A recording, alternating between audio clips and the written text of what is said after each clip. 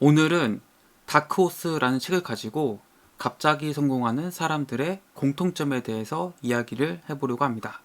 이 다크호스라는 책은요, 굉장히 제가 인상 깊게 읽은 책이고, 또 특히 제가 과거에 올렸던 영상 중에서 어떤 분이 이 영상에 대한 리뷰를 요청해 주셔서 다시 찍게 되었습니다. 성공의 표준 공식을 깨는 비범한 승자들의 법칙, 원칙이라는 이제 부제가 달려있는 이 다크호스라는 책은요, 평균의 종말이라는 엄청난 베스트셀러를 쓴 토드 로즈라는 분의 두 번째 책, 다음 책입니다. 그래서 굉장히 그 평균의 종말을 굉장히 즐겁게 읽으셨거나 혹은 평균의 종말을 즐겁게 읽지 않으셨더라도 이 다크호스라는 책은 여러분들에게 굉장히 그 인사이트를 줄 것입니다. 그래서 제가 오늘 이 다크호스를 가지고 갑자기 성공하는 사람들의 공통점에 대해서 이야기를 해보려고 합니다. 여러분들 다크호스라는 말 들어보셨나요? 다크호스, 저도 이제 뭐 그렇게 잘 들어보지 못했던 말이었습니다. 근데 이 책에서 이 다크호스라는 말을 정확하게 정의를 해주고 있습니다. 이 다크호스라는 것은 어떤 의미냐면요, 혜성처럼 등장해 특유의 독자적 방식으로 우수성을 발전시킨 인물들입니다. 그래서 역경을 딛고 성공한 사람들, 다시 말해서 갑자기 혜성처럼 등장한 승자를 얘기합니다. 그러니까 이게 아무도 예상하지 못했는데 갑자기 챔피언이 되거나 뭐 갑자기 승자가 되는, 우리가 뭐 올림픽이나 월드컵이나 뭐 이런 데서 많이 보잖아요. 그런 사람들 뿐만 아니라 단순히 체육 선수들이 아니라 그냥 뭐 기업인들, 부자들, 이런 사람들 통틀어서 갑자기 큰 성공을 거둔 사람들을 이 책에서는 다크호스라고 표현하고 있습니다. 이 다크호스라는 말은 1831년에 쓰여진 젊은 공작이라는 그 작품에 수록된 단어로서 이때 굉장히 그 보편화되기 시작했는데요. 이 젊은 공작이라는 책에 나온 그 어떤 내용이 나오냐면요, 이런 말이 나옵니다. 주인공이 경마에서 돈을 걸었다가 전혀 예상도 못했던, 잘 알려지지 않은 말이 우승하는 바람에 이제 주인공이 큰 돈을 잃는 그런 대목이 나옵니다. 이때 이 전혀 예상도 하지 못했던, 잘 알려지지 않은 말을 다크호스라고 하는데, 이 소설이 이제 큰 인기를 끌면서 이때부터 다크호스라는 말이 굉장히 보편화되고 유행하게 된 겁니다. 즉, 우리가 경마를 한다고 해볼게요. 뭐 경마 저도 한 번도 안 해봤습니다만 뭐 7번까지 뭐 말이 있다고 해볼게요. 그럼 누구나 다 예상하는 그리고 우승 후보의 말이 있을 거 아니에요. 그 1번 말이라고 해볼게요. 그리고 1번 말, 그리고 두 번째로는 뭐 3번 말이라고 해볼게요. 그래서 사람들이 대부분 1번 아닌 3번이 우승을 할 것이다 라고 이제 생각을 하고 있는데, 갑자기 경기를 딱 해보니까 2번 말이 갑자기 우승을 한 거예요. 아무도 예상하지 못했고, 저 말은 다 처음 보는, 뭐 그런 관심도 없던 말이었는데, 그럼 그 2번 말을 이제 우리가 다크호스라고 부르는 겁니다. 그래서 이 책에서 정확하게 다크호스에 대한 개념을 이렇게 정의하고 있어요. 표준적 개념에 따른 승자와는 거리가 있어서 주목을 받지 못했던 뜻밖의 승자. 그러니까 여기서 승자라는 거는 뭐 돈도 될 수 있고요, 경영도 될 수 있고, 인생이 될 수도 있고, 뭐 스포츠가 될 수 있고, 모든 이제 우리가 이제 성공했다고 생각하는, 뭔가 이겼다고 생각하는 사람들이 그런 이제 공통점을 발견한 건데, 그 단순히 성공한 사람들이 아니라 그 성공한 사람들 중에서도 많은 대중들이 관심을 받지 못했던, 많은 관심들이 생각지도 못했던 그런 사람들이 성공을 거뒀는데, 그 성공한 사람들을 지칭하는 말이 이제 다크호스가 되는 겁니다. 그럼 예를 들면 이런 게 되겠죠. 뭐 우리가 다 알고 있는, 이미 익히 알고 있는 뭐 스티브 잡스 돌아가셨습니다만, 아니면 우리나라 이재용, 뭐 이런 사람들이 뭔가 시장을 더 넓히고 돈을 더 벌고 이런 거는 다크호스가 아닌 거예요. 저 알지 못했던 사람들이 갑자기 치고 올라와서 뭐 삼성을 이겼다, 아니면 뭐 애플을 이겼다, 이렇게 돼야지만 그 사람이 다크호스가 되는 거죠. 그래서 뭔가 사람들의 생각과는 전혀 동떨어져 있던 사람이 갑자기 승자가 되는 거, 이런 사람들을 다크호스라고 부른다. 이 다크호스들의 공통점, 대체 무엇이 있을까요? 처음에 이 책의 저자도 굉장히 이 뜻밖의 승자들, 아무도 예상하지 못했던 뜻밖의 승자들을 조사하고 인터뷰하고 연구하면서 굉장히 혼란스러웠습니다. 왜냐하면은 표준적 개념에 따른 그런 승자들, 그러니까 어떤 방식으로 해서 승자가 된 사람들과는 좀 거리가 있을 뿐더러 또 주목을 받지 않았으니까 그런 사람들 찾기도 또 힘들잖아요. 그리고 이제 그 사람들 만나서 쭉 인터뷰도 해보고 얘기도 들어보니까 뭐 이게 공통점이 잘 나오지 않는 거예요. 뭐 다 개별적으로 뭐 어떻게 해서 다 자신만의 개인적인 성공이 있는 거지, 그 사람들을 꿰뚫는 하나의 공통점 찾기가 굉장히 어려웠다고 합니다. 그래서 뭐 종잡을 수가 없었다라는 게 이 저자의 표현이고요. 사람들을 만나보니까 대범하기도 하고 소심하기도 하고, 어떤 사람은 분열을 주장하기도 하고 어떤 사람은 화이트를 좋아하기도 하고 해서 상반되는 성격을 다 갖고 있다라는 거예요. 그런데 이 책의 저자가 이제 그래도 뭔가 있지 않을까, 뭔가 있을 거야, 연구를 거듭하면서 발견한 유일한 공통점, 그게 무엇이냐, 바로 충족감을 느끼며 산다는 것이었습니다. 충족감을 느끼며 산다. 상당수의 다크호스들이 인터뷰를 하면서 혹은 뭐 묻는 말에 뭐 대답을 하면서 여러 가지 조사를 해보니까 드러내놓고 충족감에 대해서 언급을 하더라는 겁니다. 물론 이 충족감이라는 말 자체가 뭐 충족감이요 라고 나온 건 아니지만 충족감에 포함될 수 있는 다양한 다른 표현들로 다양하게 그들이 말로써 표현을 하고 있다는 거죠. 그 충족감을 포함하는 그 단어들로는 목표의식, 열의, 자부심, 진정성 있는 삶, 천직, 꿈꾸고 있는 삶, 뭐 이런 식으로 내가 왜 어떻게 성공하셨습니까? 라고 물으면은 저는 목표의식이 있었습니다. 저는 이 일에 열의가 있었습니다. 저는 이 직업에 자부심이 있습니다. 저는 진정성 있는 삶을 살고 싶었습니다. 저는 천직이 이거라고 생각했습니다. 전 꿈꾸고 있는 삶을 살고 싶었습니다. 이런 식으로 모두 자신이 하는 일에 몰입하고 있다는 것을 이제 암시적으로 표현하고 있었고, 이 모든 것들이 결국은 충족감으로 이어지더라는 게 이 책의 저자의 이야기입니다. 사실 다크호스들의 삶을 면면히 들여다보면은 대부분 일반인과 비슷한 삶을 살고 있다고 해요. 뭐 아이들을 재우고 자동차 할부금을 갚고 더 높은 성취에 대한 갈망이 있고, 그러나 대부분 일반인들과 차이점이 있었다면 어떤 게 있냐면은 아침마다 활기차게 일어나서 밤에는 충족감을 느끼며 잠이 들더라. 그러니까 하루를 굉장히 충족감 있게, 굉장히 행복하고 충만감 넘치게 활기차게 살아가고 있었다는 겁니다. 많은 사람들은 이렇게 살죠. 대부분 사람들은 이제 뭐 조금 뭐 늦게 일어나서 뭐 회사에 좀 회사 업무에 치여서 살고 늘 피곤하고 만성 피로의 삶을 살잖아요. 그런데 이 다크호스들은 그렇지 않더라는 거예요. 아침마다 그냥 활기차고 밤에는 충족감, 오늘 하루 내가 정말 잘 보냈다, 오늘 하루 정말 뿌듯하게 잘 보냈다, 이런 충족감을 느끼면서 잠이 들었다라는 겁니다.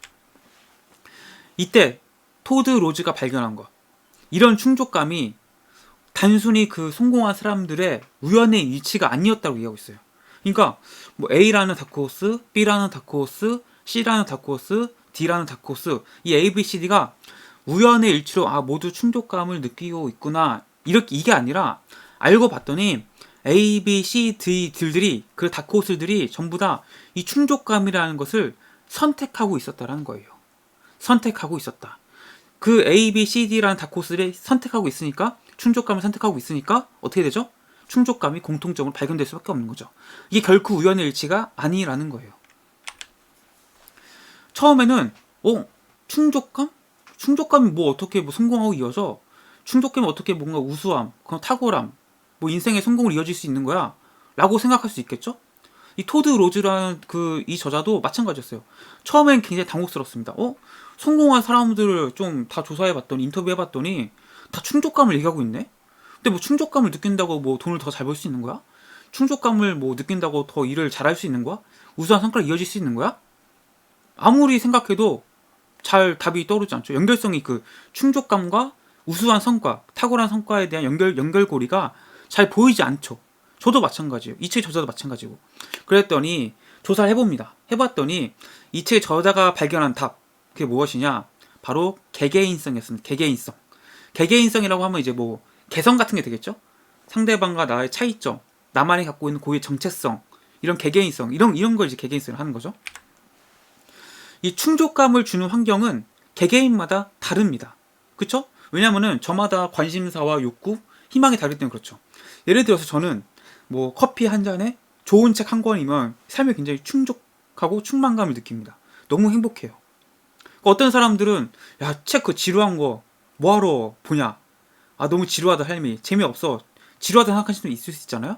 또 어떤 사람은 뭐랄까요, 또 게임을 하면서 굉장히 오늘 내가 게임 정말 잘했다, 이런 충족감도 느낄 수도 있는 거고요. 이렇듯이 사람마다 관심사, 욕구, 뭔가 삶에 대한 희망, 목표, 이런 게 다 다르기 때문에 그 충족감을 만들어줄 수 있는 환경이 개개인마다 다릅니다. 다크호스들은 어떤 일에 우수해짐으로써, 이것을 어떤 일을 잘함으로써 이 일에 대해 충족감을 느끼는 게 아니라 자신의 그 하는 일, 자신만의 일에 몰입을 하면서 그 일 속에서 충족감을 느끼더라는 거예요. 즉, 일의 우수성, 내가 이 일을 잘하고 못하고와 상관없이 내 일에 몰입을 함으로써 충족감을 느끼고 있더라는 겁니다. 그래서 다크호스들은 각각 동일 직업 분야에서도 그 이제 뭐 예를 들어서 A라는 사람도 건축 일을 하고 있고 B라는 사람도 건축 일을 하고 있어요. A, B가 모두 다크호스입니다. 그런데 이 다크호스, 같은 분야에 일하는 다크호스들한테도 물어봐도 각각 그 일에 대해서 갖고 있는 목표와 자부심이 서로 다르다는 것을 발견합니다. 즉, 분야가 똑같다고 하더라도 이런 뭐랄까요, 그 충족감을 만들어준 환경, 이런 것들은 다 다를 수 있는 거죠. 그래서 이것이 드디어 이 토드 로즈라는 저자가 말하는 개개인성인 거죠. 개개인성이 다 다르기 때문에 같은 분야에 종사하고 있어도 거기서 추구하는 목표와 자부심이 다 다른 겁니다. 그래서 예를 들면 이 책에 나온 사례를 예를 들면은 건축업계에 일하는 사람을 이제 인터뷰를 했는데 어떤 사람은 화려하고 웅장한 건물을 짓는 것에서 자신의 일에 대해 충족감을 느끼는 반면에 어떤 사람은 건물이 환경에 영향을 미치는 것을 최소화시키는 데에 큰 만족감, 충족감을 느끼고 있다는 거죠. 그래서 정말 이 개개인성이야말로 이 다크호스들을 이제 만들어내는 거고, 다크호스들이 모두 다 같은 분야에 있어서도 다른 목표를 추구하면서도 충족감을 느낄 수 있는 이유라는 것이 토드 로즈가 발견한 그 갑자기 성공한 사람들, 다크호스들의 공통점입니다. 많은 사람들이 좋아하는 일과 해야 하는 일 중에서 하나를 선택해야 한다고 생각해요. 제 주변에서도 그런 고민 많이 하거든요. 나는 이걸 좋아하는데 나 현실적으로 돈이 없으니까 나 이걸 잘 못하니까 이거를 하고 있어. 이런 경우가 굉장히 많습니다. 그런데 다크호스들은 그러한 것 자체가 잘못됐다고 얘기하고 있어요. 개개인성을 활용해서 다크호스들은 개개인성을 활용해서 실력과 즐거움을 둘 다 얻고 있던 거예요. 그러니까 좋아하는 일과 해야 하는 일을 따로 분리해서 난 좋아하는 일을 하니까 해야 하는 일을 포기해야 돼. 혹은 반대로 나는 해야 하는 일을 해야 되니까 좋아하는 일을 포기할 수밖에 없어. 이게 아니라 좋아하는 일과 해야 하는 일을 일치할 수 있다는 거죠. 개개인성을 활용해서 즐거움과 실력을 다 잡을 수 있다는 게 다크호스들의 이야기입니다. 진정 자신에게 잘 맞을 듯한 상황을 선택했고 충족감을 주는 활동에 몰입함으로써 학습력과 발전력, 수행력을 최대화시켰다는 게 다크호스들의 공통점이에요. 그래서 자신의 직업에서 우수성을 키우기에 최적화된 환경을 만드는 거죠. 결국 개개인성이 성공의 키라는 거예요. 그러니까 여기에 맞춰서 뭐 제가 다크호스라는 건 아니고 여기 나온 사례들을 조금 더 잘 이해시켜드리기 위해서 제 사례를 말씀드리면은 저 같은 경우에 대학교 때 책을 읽었단 말이에요. 그러니까 책만 읽었어요. 정말 제가 책만 엄청 학교 다닐 때 공부를 안 하고 책만 읽었거든요. 그러니까 많은 사람들이, 물론 저도 고민했습니다만 교수님들조차도 뭐 책 그만 읽어라. 왜냐하면 책을 읽는다고 해서 돈을 벌 수 있는 건 아니잖아요. 그러니까 제가 좋아하는 거는 책을 읽는 일인데 이제 돈을 벌 수 있는 일은 책을 안 읽고 다른 뭐 회사에 취업을 한다든지 아니면 뭐 취업 준비한다든지 이런 게, 아니면 뭐 자격증을 딴다든지 이런 걸 해야지 이제 내가 돈을 벌 수 있는 거잖아요. 그러니까 어떻게 보면 이게 분리가 됐던 거예요. 근데 저는 이제 계속 고민의 방향이 이거였던 거예요. 어떻게 하면은 책을 읽으면 돈을 벌 수 있을까? 이렇게 생각하다 보니까 책을 읽으면서 뭔가 리뷰를 써보자. 그리고 책을 읽으면서 책을 써보자. 그리고 뭐 책을 읽으면서 유튜버를 해보자. 이런 식으로 하다 보니까 점점점 저도 성장하면서 뭐 지금에 이제 이르게 된 거거든요. 그리고 지금은 그래도 조금이라도 돈을 버니까 이렇게 된 거죠. 그러니까 많은 사람들이 책 읽는 것과 돈 버는 일 별개의 일이야 라고 생각한다면 저도 역시 마찬가지로 책 읽는 일을 포기하고 해야 하는 일을 했겠죠. 하지만 저는 이제 이걸 어떻게 일치시킬 수 있을까 고민했고, 이제 그러다 보니까 제가 가진 개개인성을 활용해서 실력과 즐거움을 다 이제 어느 정도 일치시킨 결과를 만들어낸 거죠. 그래서 이것이 이제 학습력, 발전력, 그리고 수행력을 최대화시켜서 제가 이제 제 분야에서 우수성을 키우는데 점점 최적화되는 환경을 만들어낸 거죠. 이런 식으로 각각 사람이 갖고 있는 그 개개인성이 성공의 키가 되더라는 거예요. 이게 다크호스들의 공통점이라는 겁니다. 여러분들도 내가 좋아하는 건 이건데 현실적으로 난 이걸 해야 돼. 이런 상황에서 이것을 그냥 이렇게 분리시켜서 맞아, 이건 둘 중 하나 선택할 수밖에 없어. 하나는 포기해야 돼. 라고 포기하지 마시고 이걸 어떻게 하면 일치시킬 수 있을까? 이것을 계속 고민하시고 본인의 상황에 맞춰서 가장 잘 맞을 듯한 상황, 그리고 그 상황 속에서 본인에게 충족감을 줄 수 있는 활동에 몰입을 한다면은 자연스럽게 학습력, 발전력, 수행력이 극대화되면서 여러분들이 그 일을 좋아하는 환경 속에서 충족감을 느끼면서 실력을 키울 수 있다는 게 다크호스들이 공통적으로 말하는 성공의 비밀이라는 겁니다. 그래서 개인화된 성공, 충족감은 어떻게 우수한 경지에 이르는가라고 물었을 때 그 비밀은 바로 개인화된 성공이 있다.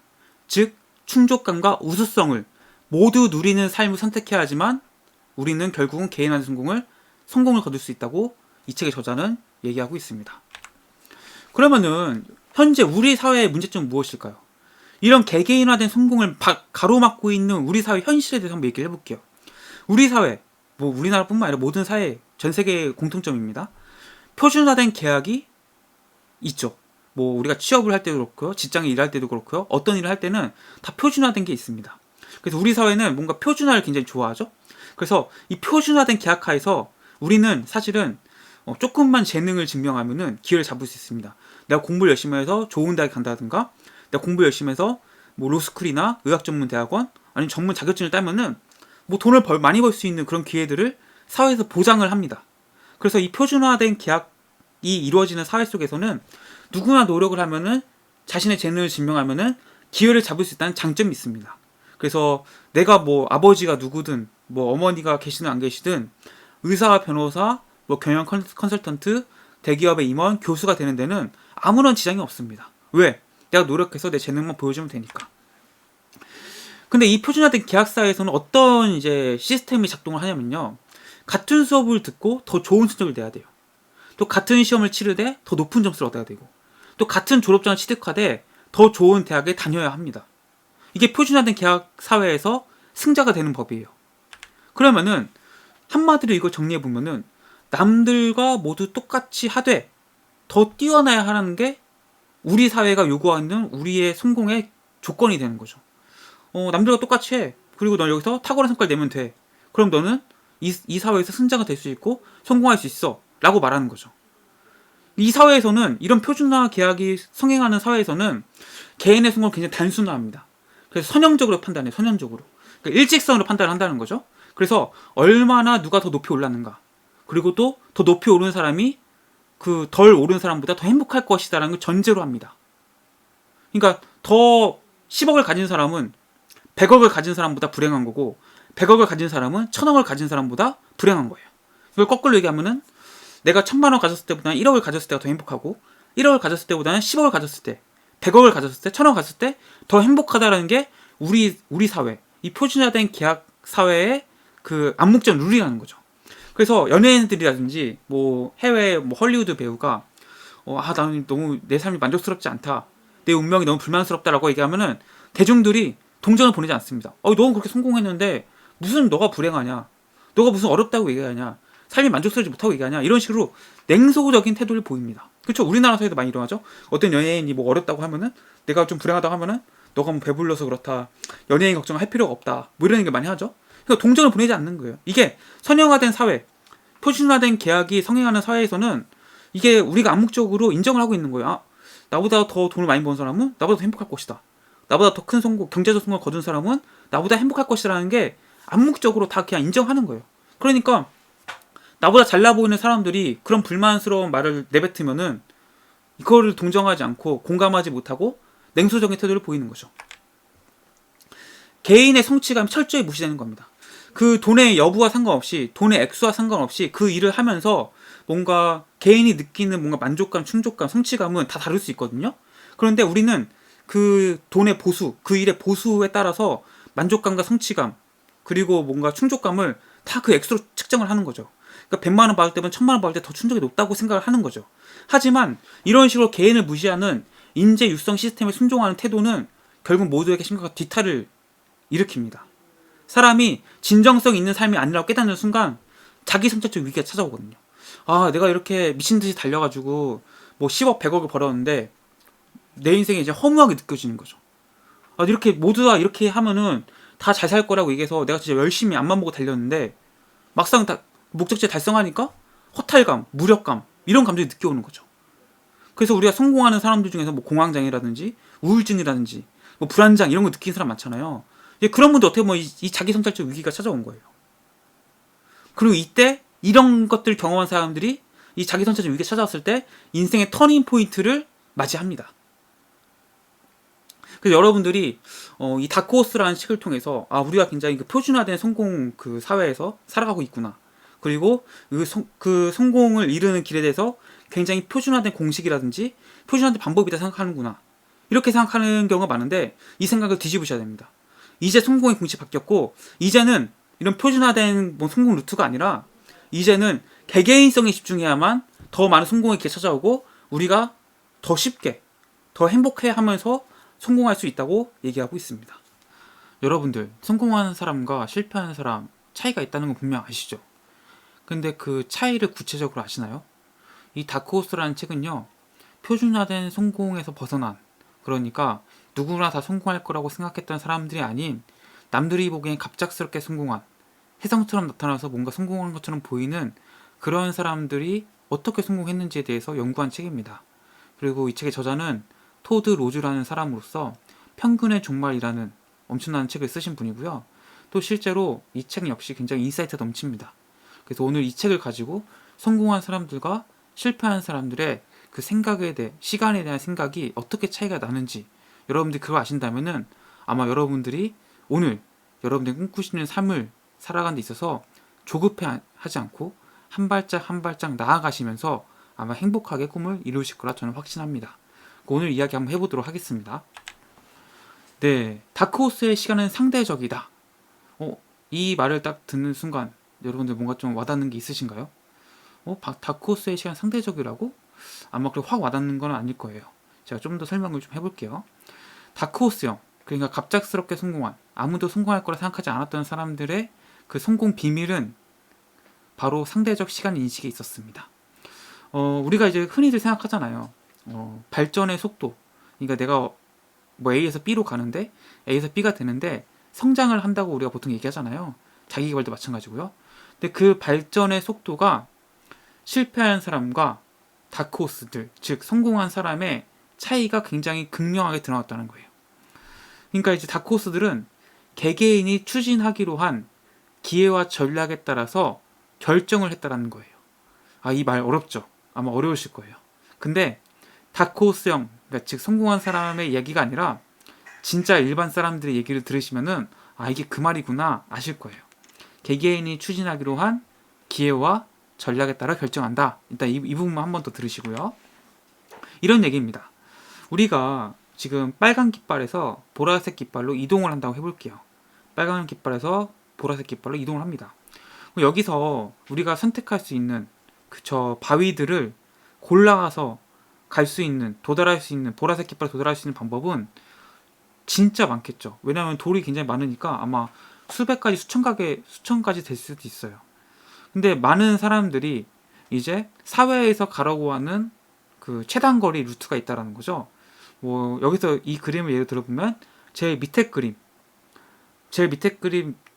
돌들을 밟고 넘어가면은 하나, 둘, 셋, 네 개, 네 발자국만 가면은 금방 이제 보라색에 도달하게 되죠. 그런데 우리가 생각을 해봅시다. 어떤 사람은 뭔가 앞으로 저렇게 간격이 넓은 돌을 밟는 거를 굉장히 무서워할 수도 있잖아요. 또 어떤 사람은 저렇게 일직선으로 가는 것보다는 지그재그로 가는 게 더 익숙하고 더 안전하다고 느끼는 사람도 있을 겁니다. 그쵸? 근데 우리는 일반적으로 사회에서 가장 빠르다고 얘기되는 혹은 가장 최단 기간 최고 효율을 낼 수 있는 방법이라는 것을 통해서 대부분 성공을 하려고 한다는 거죠. 근데 여기에 빠진 게 하나 있습니다. 그건 뭐죠? 바로 개인이 가진 개개인성입니다. 개개인성. 이 개개인성이 전혀 반영되어 있지 않기 때문에 국가나 뭐 이런 뭐 기업들 같은 경우에는 이렇게 가면은 네 발자국만 가시면은 바로 목적지 도달할 수 있습니다라고 얘기하지만 정말 멀리 떨어져 있는 돌을 밟는 걸 무서워하는 사람들은 한 발자국도 나아갈 수 없겠죠. 그럼 그 사람은 결국에는 보라색 깃발을 갈 수 있음에도 불구하고 결과적으로는 그 전략이 잘못돼서 그 사회가 시키는 대로, 기업이 시키는 대로 한 그 전략이 나와 맞지 않아서 실패를 한다는 겁니다. 그리고 다크호스들은 개개인이 추진하기로 한 기회와 전략에 따라서 전략을 결정한다 라는 게 이제 오늘의 메시지입니다. 시간이 막연히 흐른다고 해서 그 사람의 뭔가 능력이라든지 성과가 좋아진 건 아닙니다. 우리가 아웃라이어 해가지고 뭐 1만 시간의 법칙 뭐 이런 얘기들 많이 했잖아요. 그런 것들 보면은 뭐 1만 시간을 하면은 어떤 일정 분야에서 1만 시간을 채우면은 그 분야에 뭐 최고수가 될 수 있다, 프로가 될 수 있다 이런 얘기를 많이 하잖아요. 근데 그와 반대되는 경우도 굉장히 많이 사례가 나오고 있습니다. 1만 시간을 했음에도 불구하고 그렇게 뭔가 수준 있는 실력이라든지 프로가 되지 못하는 사례도 굉장히 많다라는 거예요. 그럼 우리가 여기서 알 수 있는 건 대체 무엇이죠? 어떠한 사람의 우수한 능력, 우수성을 만드는 것은 시간이 아니라는 겁니다. 1만 시간이 막연하게 흐른다고 해서 다 우리가 뭐 손흥민처럼 굉장히 축구를 잘하는 사람이 될 수도 없고, 또 누가 있죠 요즘에 또 뭐 박세리라 할게요. 저 박세리 세대니까 박세리처럼 뭐 골프 다 잘할 수 있는 건 아니라는 겁니다. 1만 시간이라는 걸 다 꾸준히 축구를 하고 골프를 하면은 다 그들처럼 될 수 있는 게 아니고, 누구는 1만 시간을 해도 여전히 골프를 못 치는 사람, 축구를 못하는 사람이 있다라는 거예요. 그래서 우수성을 만드는 거, 어떤 분야에서 탁월한 성과를 만드는 데 필요한 것은 시간이 아니라 나의 선택이라는 겁니다. 물론 그렇다고 해서 시간이 아예 필요하지 않다는 건 아니에요. 시간도 필요하긴 하지만 그 시간보다도 훨씬 더 중요하고 강조되어야 할 것이 바로 나의 선택이라는 겁니다. 그래서 우리는, 이 책의 저자는 이렇게 얘기합니다. 표준적 발전 시간표를 의심해야 한다고. 여기서 이제 표준적 발전 시간표는 뭐냐면은 사회나 기업이나 뭐 국가에서 일정하게 이렇게 하시면은 보통 뭐 어느 정도의 시간이 걸리고 이런 단계를 밟아 나가시면은 이렇게 되실 겁니다 라고 암묵적이든 명시적이든 제시되고 있는 시간표들이 있습니다. 예를 들면 뭐 이런 거죠. 우리가 초등학교, 중학교, 고등학교를 거치면은 다 대학 입시를 보잖아요. 그럼 이제 12년 동안 공부를 열심히 한 사람은 서울대를 가고, 뭐 공부를 좀 덜한 사람은 지방대를 갈 수 있다, 뭐 이렇게 약간 암묵적으로 다 생각하고 있잖아요. 그쵸? 그런 거예요, 일종의. 그런 식으로 우리는 다 뭐 알게 모르게 표준적 발전 시간표 갖고 있다라는 거예요. 근데 이 표준적 발전 시간표의 문제점은 뭐죠? 아까도 얘기했지만 개개인성이 반영되어 있지 않다는 거예요. 어떤 사람은 뭐 중학교 1학년 때 삼각함수를 막 공부하고 뭐 미분 적분 하는 게 쉬울 수도 있어요. 근데 또 어떤 사람에게는 고등학교 뭐 3학년 졸업하고 나서도 재수, 삼수를 해서도 여전히 어려울 수 있다는 거죠. 그래서 우리는 이 표준적 발전 시간표를 의심해야 한다는 거예요.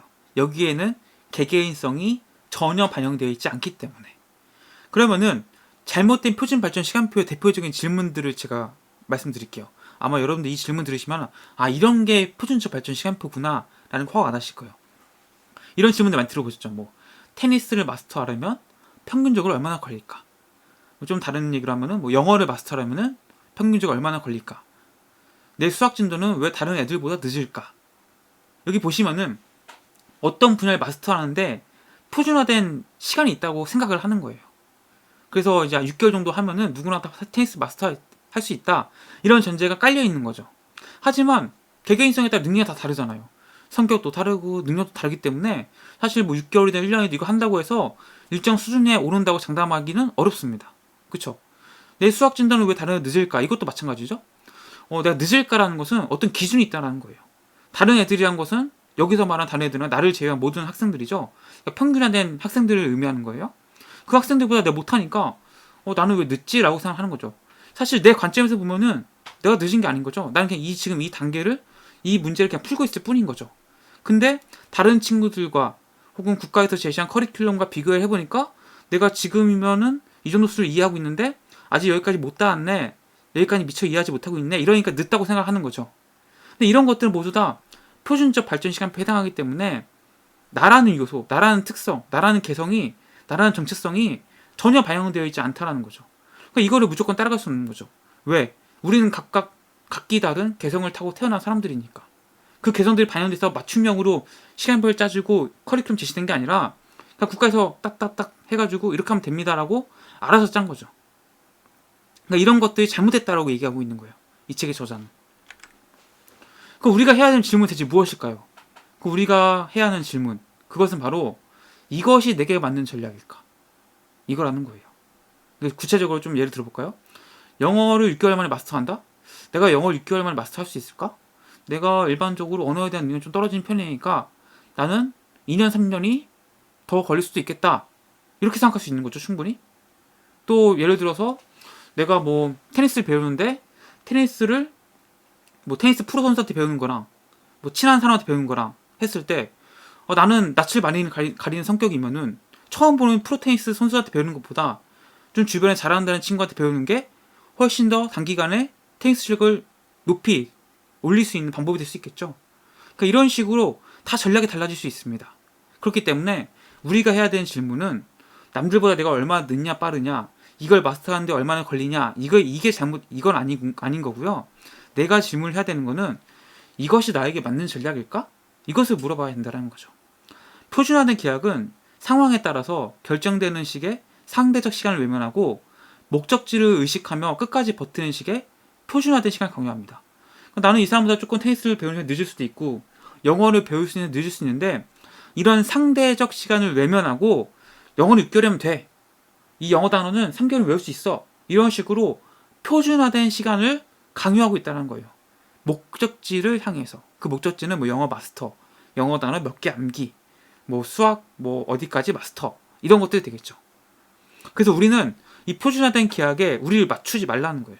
우리는 나를 들여다보고 내 개개인성에 맞춰서 그 계약을 나에게 맞춤형으로 맞춰서 계획을 짜고 전략을 짜야 되는 거지, 일정 뭐 다른 사람이 많이 따른다는 이유로 국가나 기업에서 만들었다는 이유로 그 표준화된 계약에 맞춰서 나를 집어넣는 순간 나는 당연히 실패할 가능성이 굉장히 높아진다는 거예요. 왜? 그 커리큘럼이, 그 전략이 나에게 맞지 않기 때문에.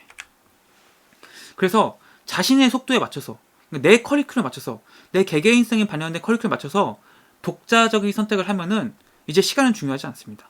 시간은 중요해지지 않아요. 왜냐면은 지금 내가 이 단계를 넘는데 3개월 걸리든 4개월 걸릴지 몰라도 이걸 넘어서 다음 단계로 넘어갈 수 있죠. 그리고 이 단계에서는 내가 3개월, 4개월 걸렸을지 몰라도 다음 단계에서는 또 하루 이틀만 될 수 있는 거거든요. 그렇기 때문에 내가 해야 될, 지금 해야 할 일, 해야 할 전략에 집중하면은 더 이상 영어가 6개월 걸리느니 뭐 테니스를 배우는데 1년이 걸리는 이런 것들은 하나도 중요하지 않은 거예요. 내가 맞춰서 그냥 내 시간표대로 살아가면 되는 거거든요.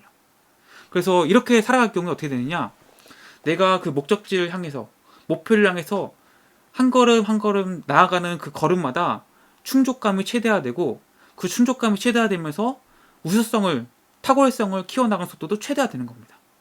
대부분은 우리가 이제 보면은 수학을 포기하게 되는 과정을 보면은 보통 초등학교 3학년 때부터 아마 수학 어려워하는 건 맞는 것 같아요. 초등학교 3학년 때부터 이제 학생들 간 격차가 생기기 시작하는데, 이때 이제 내가 모르는 것을 공부하는 게 아니고 학교의 진도대로 맞춰서 공부하다 보니까 나는 더하기 빼기도 못하는데 학교에서는 곱하기를 가르친다는 이유로 학원에서도 곱하기를 배우고 학교에서 곱하기를 배우니까 아예 손을 놓게 되는 거죠. 표준화된 시간표에 맞춰서 공부하다 보니까 이게 못 따라가는 거예요. 근데 내가 비록 3학년 때 곱하기를 배우지만 나는 아직 더하기 빼기에 약하니까 더하기 빼기부터 확실히 하자. 그래서 6개월 1년을 거쳐서 더하기 빼기를 완벽하게 마스터한 학생은 4학년 때 곱하기나 나누기를 다른 학생보다 더 빠르게 익힐 수도 있고 습득도 당연히 빨라질 수밖에 없겠죠. 그리고 그 과정 속에서 하나하나 완성시켜 나가는, 내가 해야 될 것을 충족해 나가는 그 충족감을 통해서 재미가 생기고 흥미가 생기면서 우수성을 키워나가는 속도가 점점 재미가 붙어서 빨라진다는 거죠. 가속도가 붙는다는 거예요. 그래서 다크호스의 시간 상대적이라는 것은 표준화된 시간에 맞춰서 다크호스들이 생각하고 움직이지 않는다는 겁니다. 자기가 중심이 돼서 자기에게 맞는 시간표에 따라서 움직인다는 겁니다. 그래서 표준화된 시간은 우수성 획득 능력을 해칩니다. 표준화된 시간이 여러분들을 천재가 될 것을 바보로 만드는 거예요. 포기하게 만드는 거예요. 여러분 각자가 각기 태어난 재능이 각각 다르고 그 가진 능력치 다른데 그것을 일률적으로 하나의 자에다 대고 너는 뭐 천재야, 너는 바보야 나누다 보니까 천재임에도 불구하고 나는 바본가 보다, 나는 수학이 10점밖에 안 나와서 바본가 보다, 이렇게 낙인이 찍혀서 스스로가 스스로를 포기하게 되는 이런 안타까운 상황에 처한다는 겁니다. 그래서 이 기관에서, 국가에서, 기업에서 정한 속도에 뒤처지면은 절망감으로 그 사람을 내몰면서 제대로 발전하지 못하게, 제대로 성장하지 못하게 지속적으로 계속 방해를 합니다. 그래서 우리는 이 표준화된 시간표, 이걸 버리고 내게 맞는 시간표를 가져야 됩니다. 그래야지만 불안감이 아니라, 절망감이 아니라 충족감을 느끼며 성취감을 느낄 수 있게 되는 거예요. 그래서 우리가 보통 이런 거에 그 자극적인 기사들 많이 보죠. 뭐 실리콘밸리의 성공한 기업가의 평균 나이는 뭐 20대 후반이더라, 20대 초반이더라, 의대 졸업생 평균 나이는 몇 살이더라, 억대 연봉자의 평균 나이를 봤더니 뭐 30대 초반이더라, 은퇴하는 사람의 평균 나이를 봤더니 뭐 58세더라. 이런 식으로 이제 막 그 언론이나 매스컴에서 막 기사들이 자극적으로 쏟아낸단 말이죠. 그럼 우리는 이걸 보면 생각하죠. 실리콘밸리 성공한 사람들이 보통 대학을 중퇴해서 23살에 보통 다 성공한대. 이러면은 뭐 저를 비롯한 많은 사람들이 이렇게 생각을 하는 거죠. 나는 벌써 20대 후반 30대 초반이네. 성공한 실리콘밸리 사업가들은 다 20대 초반에 성공했다는데 나는 그럴 자질이 아닌가 보다. 나는 그런 능력을 가지고 있지 않나 보다. 라고 생각하게 되겠죠. 그러면서 충분히 성공할 수 있는 자질과 능력이 있음에도 불구하고 스스로가 스스로를 포기하게 되는 겁니다. 일이 표준화된 시간에 맞춰서 난리 비추다 보니까 거긴 내가 없죠. 그러니까 여기 건져서 나는 가능성이 없나 보다. 나는 안 될 아이인가 보다. 이렇게 생각하는 거죠. 또 은퇴 평균 나이도 보면은 사실 사실적으로 보면은 은퇴자의 은퇴 평균 나이는 다 다릅니다. 왜냐면 갖고 있는 능력치가 다르고 갖고 있었던 직업이 다르기 때문에. 근데 우리나라에서 뭐 62세가 평균 나이다. 은퇴 평균 나이다 해볼게요. 그러면은 많은 사람들이 나도 62세쯤 은퇴하겠구나. 나 62세에 뭘 하지? 이런 생각과 이런 고민들을 한단 말이죠. 근데 그렇게 되지도 않을 뿐더러 그렇게 62세까지 일하는 사람도 많지 않습니다. 왜냐면 그 전에 다 명예퇴직이다, 뭐 구조조정이다 해서 다 잘린 경우도 많고, 또 능력 있는 사람들은 오히려 회사를 나와서 자기 사업을 하거나 뭐 다른 기업이나 이런 데서 뭐 자문이나 고문의 역할로 또 다른 역할을 하는 경우도 굉장히 많습니다. 그렇기 때문에 이 평균이라는 거, 사회적 그 표준화된 그 계약, 표준화된 시간표, 이런 것들이 전부 다 사람들을 오히려 성공으로 이끄는 것이 아니라 불안한 감정을 촉발시킨다라는 거죠. 그럼 어떻게 그럼 이것을 극복해야 되느냐? 어떻게 치료를 해야 되느냐? 방법은 하나입니다. 목적지를 무시하면서 바로 앞에 놓인 기회에 초점을 맞추는 겁니다. 목적지를 무시하면서 바로 앞에 놓인 기회에 초점을 맞추는 겁니다. 내가 서울대를 가겠다. 영어를 6개월만 마스터하겠다. 이런 목적지를 무시하라는 거예요. 그게 아니고 내가 주목해야 될 것은 내 앞에 놓인 그 기회, 거기에 초점을 맞추라는 겁니다. 이것을 정확하게 이해하기 위해서는 목표와 목적지를 구분하셔야 됩니다. 다크호스들은 목적지는 무시하고 목표만을 바라봅니다. 다시 한번, 다크호스들은 목적지는 무시하고 목표만을 바라봅니다. 그럼 목표가 무엇이고 목적지는 무엇이냐? 목표라는 것은 언제나 개개인성의 근원을 두고 있어요. 뿌리를 두고 있습니다. 하지만 목적지는 일반성의 목표를 두고 있는 거예요. 예를 들어서 대부분의 목적지가 노벨상 타기, 월드컵 승리, 이런 것들이 이제 대표적인 목적지들인데, 이런 목적지들이 갖는 문제점이 뭐냐면은 언제나 불확실한 상황에 놓인다는 거예요. 불확실한 상황에 굉장히 많이 영향을 받는다는 거예요. 좀 더 구체적으로 설명드리면, 예를 들어서 축구를 잘한다고 월드컵에서 우승할 수 있나요? 축구를 잘하는 순서대로, 그 국가 순서대로 뭐 월드컵에서 우승을 하나요? 절대 아니죠. 우리나라 같은 경우는 2002년에 정말 월드컵에서 뭐 16강 한 번도 진출하지 못한 나라가 4강까지 갔단 말이죠. 언제나 축구 실력대로 그 우승을 하는 게 아니고, 승리를 하는 게 아니고, 불확실성이라는 어마어마한 변수가 굉장히 크게 작용한단 말이죠. 목적지라는 것은 이런 불확실한 상황에 굉장히 많이 의존하게 된다는 거예요. 그래서 이 목적지에 따라서 우리가 움직일 경우에 어떻게 되느냐, 이런 불확실한 상황에 휘둘리게 되는 겁니다. 근데 목표를 삼아볼게요. 목표는 개개인성, 나한테 바탕이 든 거예요. 나한테 뿌리가 있는 거예요. 그렇기 때문에 바람에 아무리 세차게 불어도 뿌리 깊은 나무는 흔들리지 않듯이, 내가 목표를 세우고 움직이면은 절대 외부 상황의 의존성이 떨어지기 때문에 절대 흔들리지 않습니다. 그 목표를 향해서 내 시간표대로 뚜벅뚜벅 나아가는 거죠. 예를 들어서 여러분들이 고등학생이고 서울대를 목적지로 한다고 해볼게요. 서울대를 목적지로 하는 거예요. 목적지라는 것은 뭐 노벨상 타기, 월드컵 승리같이 불확실한 상황에 의존하게 되는 거죠. 마찬가지로 서울대를 간다는 것도, 내가 서울대 갈 거야 하는 것도 굉장히 많은 불확실성에 의존하게 되죠. 굉장히 많은 불확실성에 의존하게 되죠. 그렇죠? 보세요. 내가 뭐 예를 들어서 공부를 열심히 해서 늘 전교 1등만 했는데 서울대 갈 수 있습니까? 갑자기 수능날 배가 아플 수도 있죠. 그렇죠? 그러면 나는 서울대 못 가는 거죠. 내가 공부를 굉장히 열심히 했는데 갑자기 중간고사, 기말고사 때 컨디션이 좀 안 좋았어요. 아니면 내가 굉장히 숙제를 열심히 했는데 그 숙제를 깜빡이 놓고 왔어요. 이런 불확실성은 굉장히 많이 놓인 거잖아요. 내 노력과는 반대로. 그렇기 때문에 이 목적지를 만약에 목표로 하신다면은, 목적지를 서울대에 두신다면은 굉장히 그 불확실한 상황에 흔들릴 것이고, 굉장히 그 길이 불안할 겁니다. 절망적일 거고요. 하지만 목표를 세운다고 해볼게요. 목표는 어떤 것이냐, 이런 거예요. 난 서울대를 가기로 목표를 세웠어. 이러면 어떻게 되느냐? 강의 한 시간 더 듣자. 문제집 한 장 풀자. 토론대에 나가보자. 이런 식으로 그 개개인이 할 수 있는 그 것들, 개개인이 할 수 있는 노력들과 개개인 앞에 놓인 기회들에 훨씬 더 잘 부합하는 것들을 잡을 수 있다는 거예요. 그래서 여러분들은 목적지가 아닌 목표를 세우셔야 됩니다. 목표를. 그럼 이 목표를 세워서 나가면은 어떻게 되는가? 결국에는 내가 가진 내 시간표대로 내 노력을 하나하나 해 나가기 때문에 충족감을 느끼게 됩니다. 제가 다크호스 일본 영상에서 그 성공한 사람들, 갑작스레 성공한 사람들의 다크호스들의 비밀에 대해서 그 비밀 중 하나가 바로 충족감을 느낀다는 거죠. 공통점이. 다크호스의 공통점, 충족감을 느끼기만 산다. 그 충족감이 바로 내 시간표대로 살 때, 표준화된 시간표가 아니라 내 시간표대로 살 때 충족감을 느낀다는 거예요. 이 충족감의 정의를 옥스퍼드 영어사에 찾아보면 이렇게 나옵니다.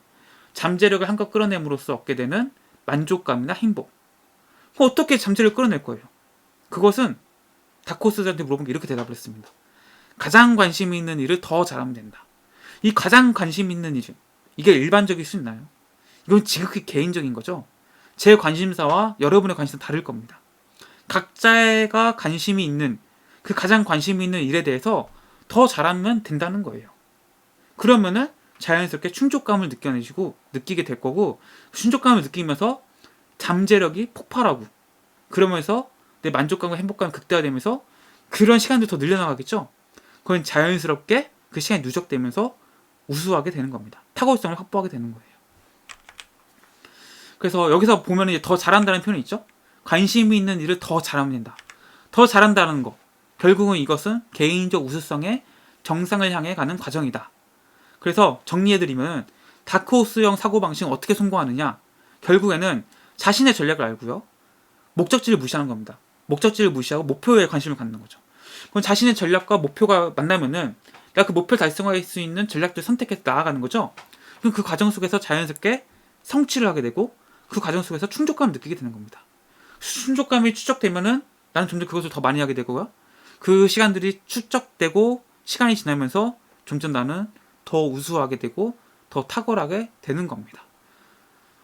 성공의 표준적인 공식에서 벗어나 갑작스럽게 남들이 주목하지 않았던 사람들이 성공하는 비밀에는 바로 이런 시간에 대한 생각들, 그리고 충족감이라는 공통점, 이것이 맞물려서 이런 결과를 만들어낸 거예요.